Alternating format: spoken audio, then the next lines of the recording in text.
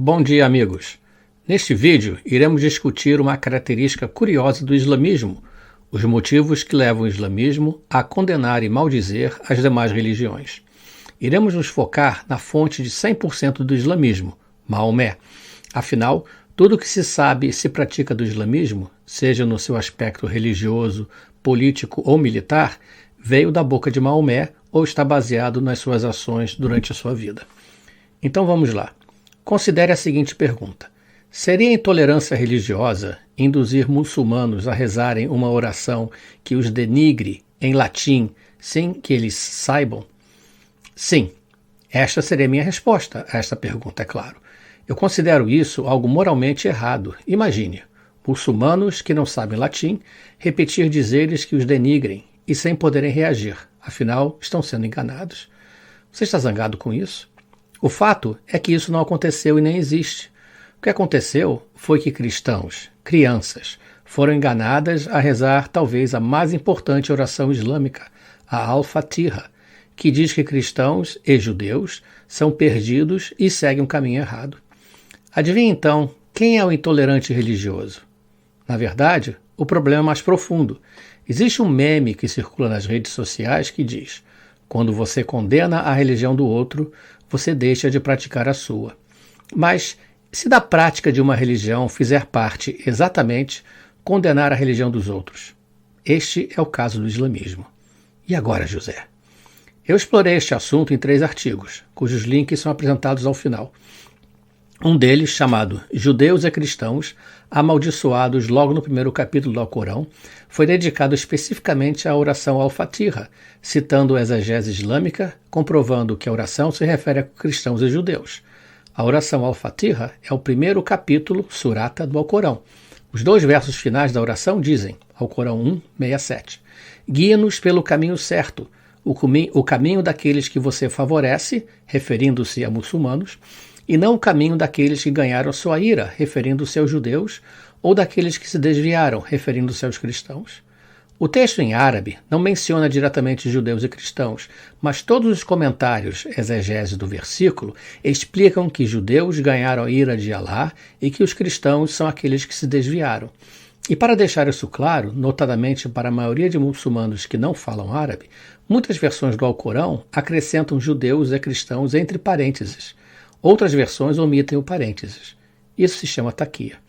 A referência a cristãos e judeus é amplamente confirmada por fontes islâmicas no passado, por exemplo, na exegese Tafsir de Ibn Kathir, bem como no presente. Veja, por exemplo, veja os exemplos no artigo O que os muçulmanos repetem 17 vezes por dia ao rezarem, cujo link também está abaixo. Muçulmanos adoram rezar Al-Fatiha em árabe na frente dos cristãos que, idiotas, acham tudo muito lindo, multicultural e inclusivo.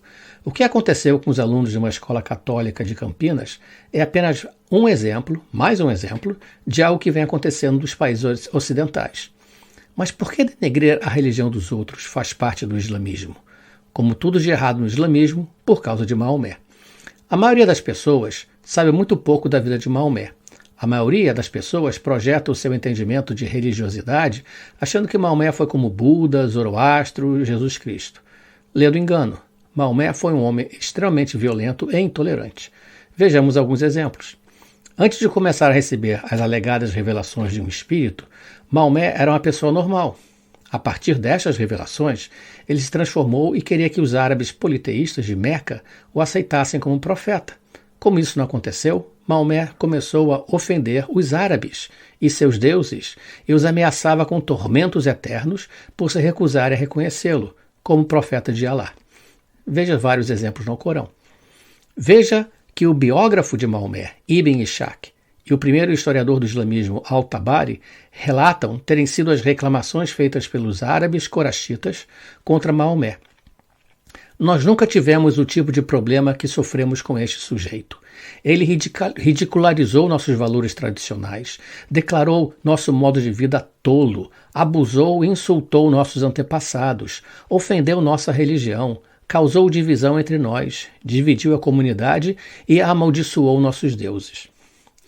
Os desentendimentos com a sua tribo coraxita e com os demais árabes de Meca levou Maomé a se mudar para Yatrib, atual Medina, onde além dos árabes politeístas, viviam 3 tribos judaicas, Banu Kainuka, Banu Nadir e Banu Qurayza.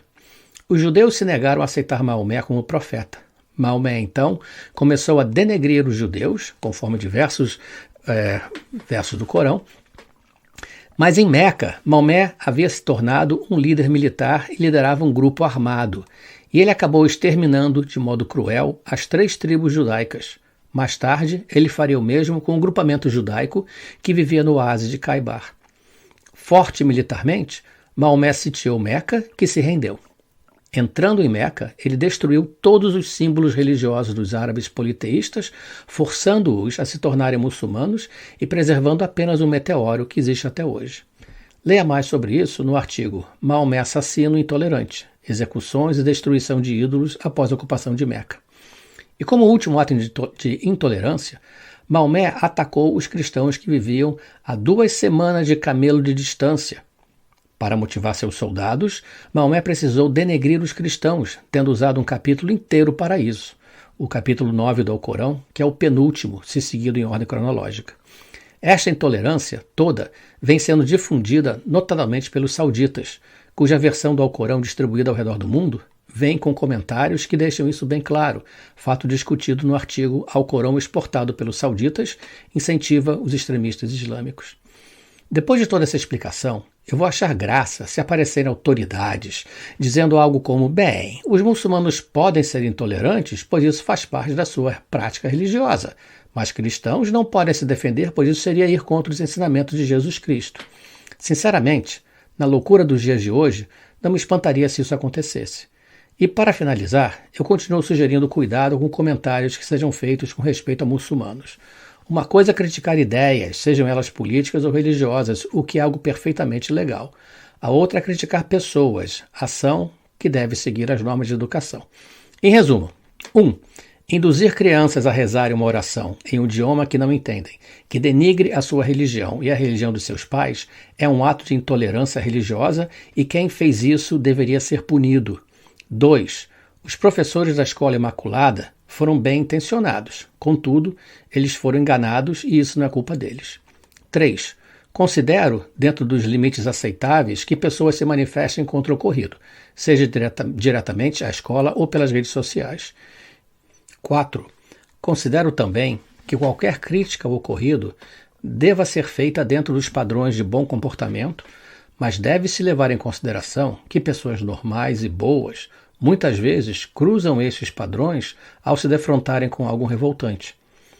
Número 5. O islamismo é a única religião que traz dentro de sua prática denegrir e maldizer as demais.